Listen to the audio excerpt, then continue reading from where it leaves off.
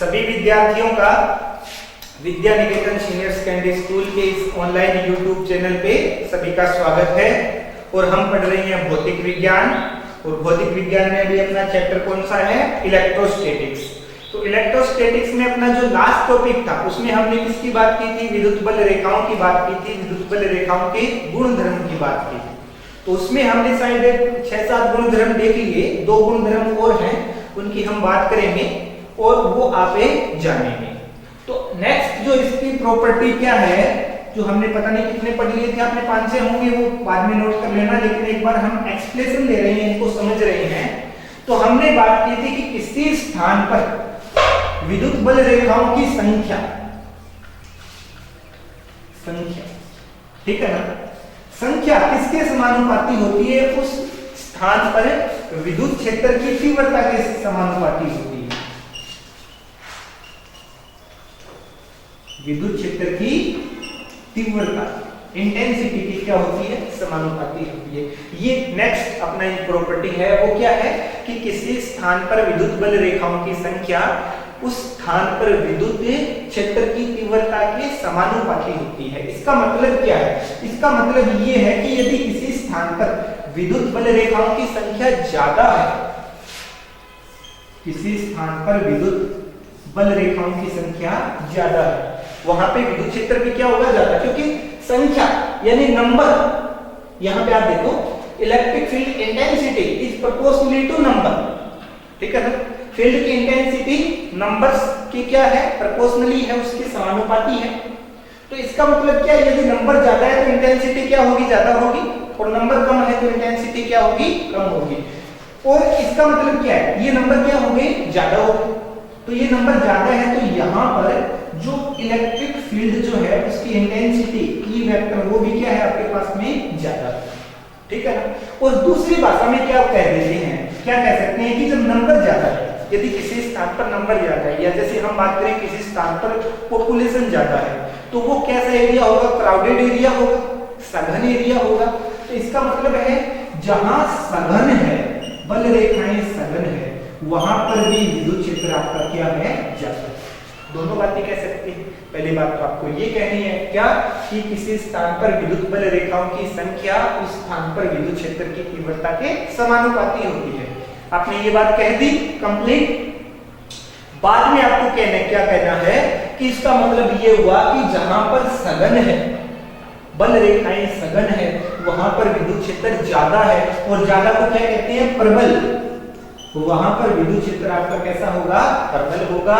और जहां पर ये संख्याएं कम है, ठीक है ना, जहां पर विरल है, विरल का मतलब है ये, अब हमने एरिया उतना ही लिया है, देखो इतना ही एरिया यहाँ पे था, इतना ही एरिया यहाँ था, इस एरिया के अंदर 1 2 3 4 5, इस एरिया में 1 2 3, तो यहाँ पे क्या थी? सघन थी, सघन थी। इसका मतलब ई वेक्टर ज्यादा, यानी विद्युत क्षेत्र कैसा हो गया? प्रबल। और यहाँ पे क्या है? विरल, विरल है, तो यहाँ पर विद्युत क्षेत्र क्या होगा? आपका दुर्बल। ये पॉइंट है, ठीक है ना। सारी चीजें आपको नोट्स में मिल जाएगी, एक बार समझने का काम है। अब एक नेक्स्ट और कि आपके पास में कोई धात्विक प्लेट है, जैसे ये मैंने धात्विक प्लेट ले ली, ठीक है ना, ये कैसी है? पॉजिटिव चार्ज है। इससे बल रेखाएं कैसी होंगी? इससे बल रेखाएं हमेशा लंबवत बाहर की ओर होंगी, इस प्रकार से होंगी। एक पॉजिटिव चार्ज के कारण क्या होती है? पॉजिटिव चार्ज के कारण होती है आपकी बाहर की ओर, तो ये पॉजिटिव चार्ज है बाहर की ओर, और सरफेस से हमेशा कैसे निकलती है? लंबवत निकलती है। और सारी की सारी एक दूसरे की क्या होती है? पैरेलल होती है।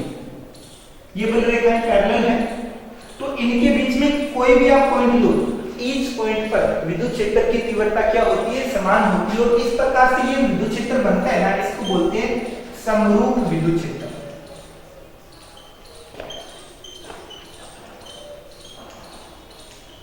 कई बार ये क्वेश्चन आता है कि किसी चालक प्लेट के कारण बनने वाले समरूप विद्युत क्षेत्र को खींचिए, तो आपको ये डायग्राम बना देना है। इस प्रकार से एक पतली सी प्लेट, उस पे पॉजिटिव, उससे सारी की सारी बल रेखाएं निकाल दी, ये सारी की सारी एक दूसरे के समांतर है, तो ये समरूप है। अच्छा, तो प्लेट जो है आपके पास में, यह चद्दर भी बोलते हैं इसको, ठीक है ना। चद्दर, चद्दर का मतलब एक बारीक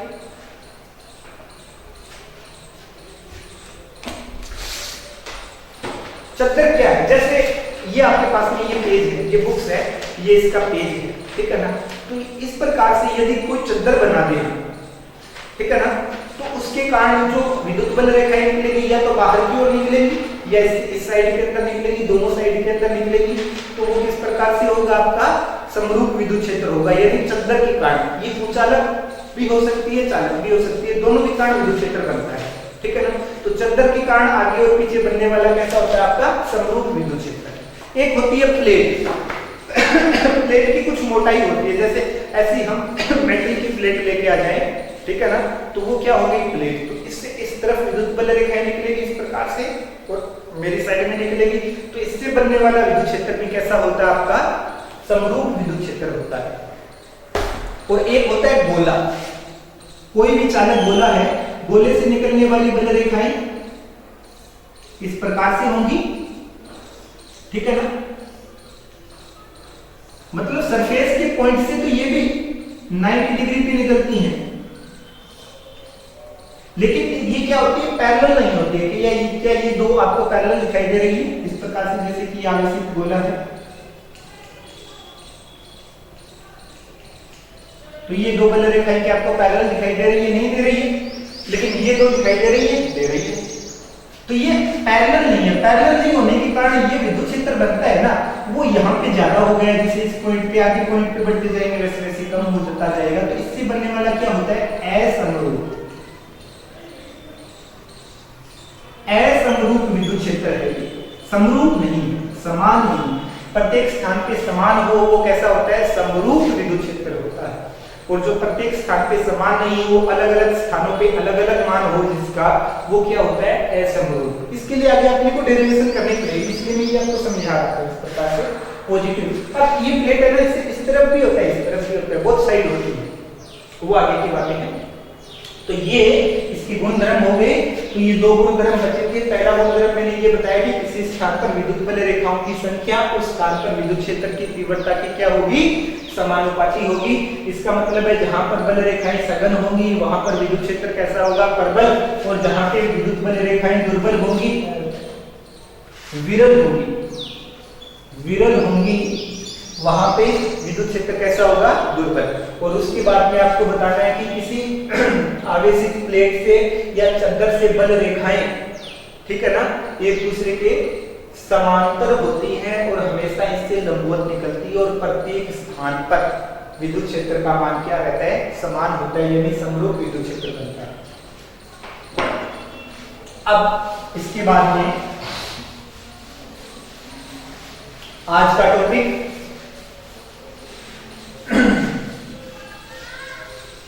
आपके पास में क्या है, विद्युत द्विध्रुव। विद्युत द्विध्रुव क्या है, देखिए आप, इलेक्ट्रिक डाइपोल,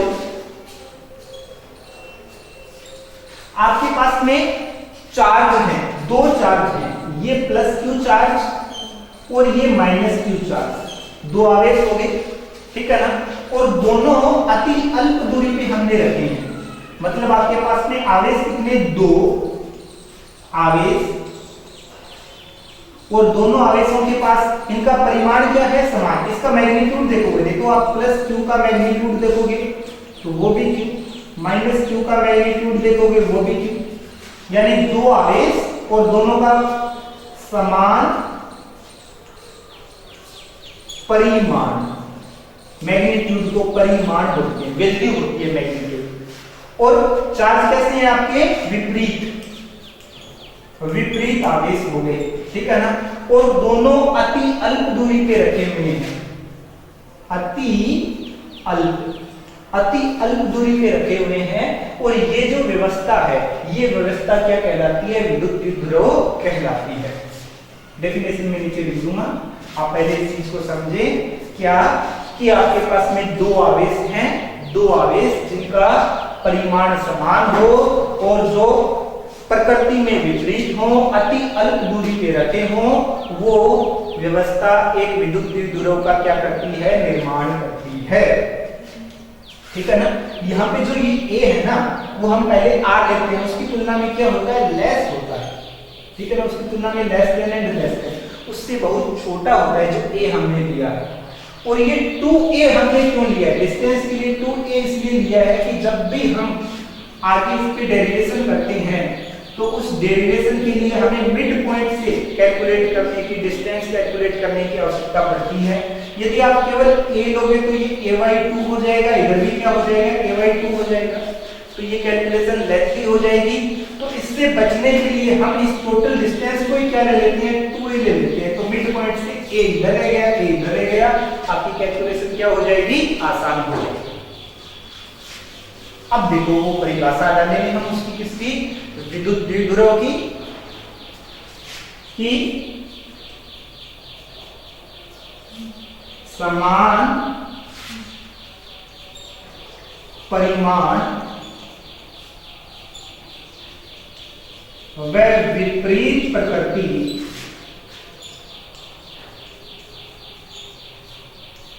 के दो आवेश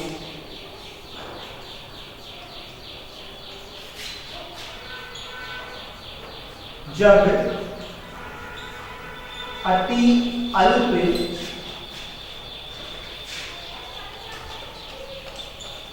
अल्प दूरी पर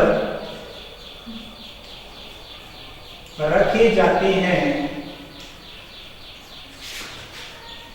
तो वे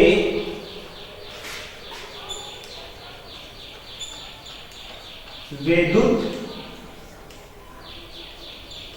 द्विध्रुव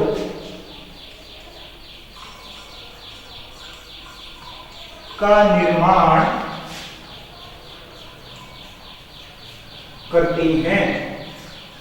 तो ये इसकी परिभाषा क्या होगी, समान परिमाण व विपरीत प्रकृति के दो आवेश जब अति अल्प दूरी पर रखे जाते हैं तो वो विद्युत द्विध्रुव का निर्माण करते हैं। उसके नीचे ये डायग्राम मैंने ऊपर बनाया है, आपको ये परिभाषा लिखनी है, परिभाषा लिखने के बाद में ये डायग्राम इसके नीचे बनाना है। ये हो गया आपका विद्युत द्विध्रुव, क्या कि जब समान परिमाण, दोनों का मैग्नीट्यूड समान है, वह विपरीत प्रकृति, एक पॉजिटिव का एक नेगेटिव का दो आवेश जब अति अल्प दूरी पर रखे जाते हैं तो वे विद्युत द्विध्रुव का क्या करते हैं, निर्माण करते हैं। इसके बाद में नेक्स्ट क्रम अपने पास में क्या है, विद्युत द्विध्रुव आघूर्ण।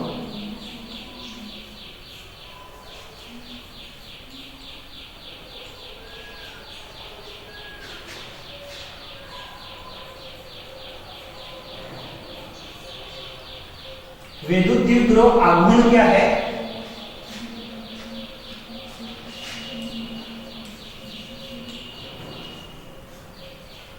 किसी विद्युत द्विध्रुव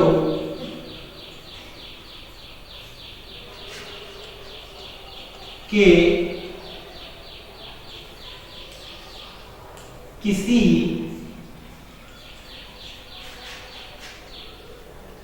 एक आवेश के परिमाण व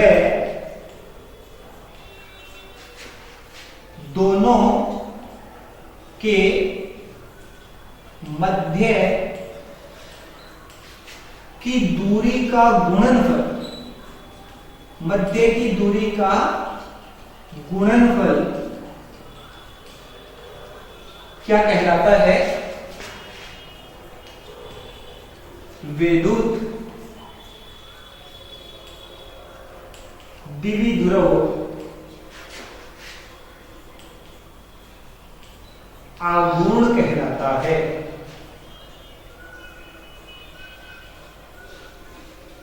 क्या कहलाता है, विद्युत द्विध्रुव आघूर्ण कहलाता है। किसी विद्युत द्विध्रुव के किसी एक आवेश के परिमाण व दोनों के मध्य की दूरी का गुणनफल विद्युत द्विध्रुव आघूर्ण कहलाता है। किस प्रकार से, दोबारा देखें आप, ये प्लस क्यू आवेश है और ये माइनस क्यू आवेश है, इनके मध्य की दूरी हमने 2a मानी है। ये व्यवस्था क्या कहलाएगी, ये व्यवस्था विद्युत द्विध्रुव कहलाएगी।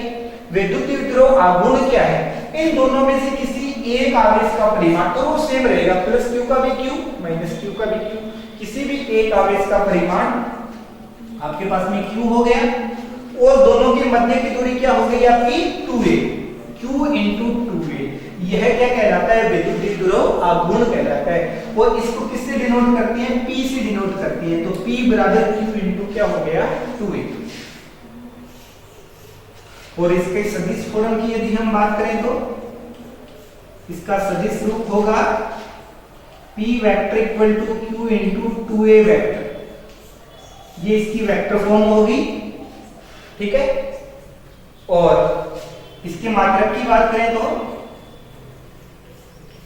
मात्रक चार्ज, चार्ज का मतलब कूलाम, दूरी डिस्टेंस, डिस्टेंस का मतलब होता है मीटर, तो यहाँ पे कूलाम मीटर इसका क्या हो गया मात्रक। तो ये विद्युत द्विध्रुव आघूर्ण हुआ। विद्युत द्विध्रुव आघूर्ण क्या है कि कोई विद्युत द्विध्रुव हमने बना लिया, उनमें से किसी भी एक आवेश का परिमाण व दोनों के मध्य की दूरी का जो गुणनफल है वही विद्युत द्विध्रुव आघूर्ण कहलाता है। P से इसको डिनोट करते हैं, ये सदिश राशि होती है, तो ये सदिश का भी मैग्नीट्यूड फॉर्म है, ये इसकी वेक्टर फॉर्म हो गई, मात्रक क्या हो गया कूलाम इनटू मीटर, ठीक है ना। और जैसे कि आपको पता है P से व्यक्त करते हैं। अब P वेक्टर की डायरेक्शन आपको याद रखनी है हमेशा, क्या एक पॉइंट यहाँ पे याद रखना है, हम एरो लगा के पॉइंट लिख देते हैं इसी के नीचे कि P वेक्टर की दिशा सदैव माइनस क्यू यानी नेगेटिव ऋण आवेश से धन आवेश की ओर होती है। ये पॉइंट आपको याद रखना है, क्या कि जो ये P वेक्टर है, जब ये वेक्टर राशि है, जब ये सदिश राशि है, विद्युत द्विध्रुव आघूर्ण कहलाता है। यह कैसी राशि है, सदिश राशि है। जब ये सदिश राशि है तो इसकी डायरेक्शन P वेक्टर की दिशा सदैव ऋण आवेश से किस आवेश की ओर होती है, धन आवेश की होती है। ये आपका ऋण आवेश, ये धन आवेश, और ये डायरेक्शन किसकी होगी, P वेक्टर की। ये P तो वेक्टर है, इसकी डायरेक्शन माइनस से प्लस की। E वेक्टर की डायरेक्शन क्या होती है, देखो E वेक्टर की डायरेक्शन हमेशा प्लस से माइनस की ओर होती है, क्योंकि बल रेखाएं प्लस से निकलती है, माइनस में प्रवेश करती है। इसका मतलब है आपके पास में कि जो E वेक्टर है, विद्युत क्षेत्र है, उसकी दिशा प्लस से माइनस की ओर होती है, जबकि ये P वेक्टर विद्युत द्विध्रुव आघूर्ण, इसकी दिशा माइनस से प्लस की ओर होती है, उसकी जस्ट अपोजिट हो सकती है, ये हमें कह सकते हैं। तो आज के लिए ये दो टॉपिक, कल विद्युत द्विध्रुव पर हम क्या करेंगे, डेरिवेशन करेंगे, कंप्लीट डेरिवेशन जो 3 नंबर के लिए आती है, और उसके साथ में 1 नंबर के लिए या तो विद्युत द्विध्रुव को पूछते हैं या विद्युत द्विध्रुव आघूर्ण को पूछते हैं, तो उनको भी आपको अच्छे से देखना है। सभी का धन्यवाद, बाकी कल के वीडियो में बात करेंगे।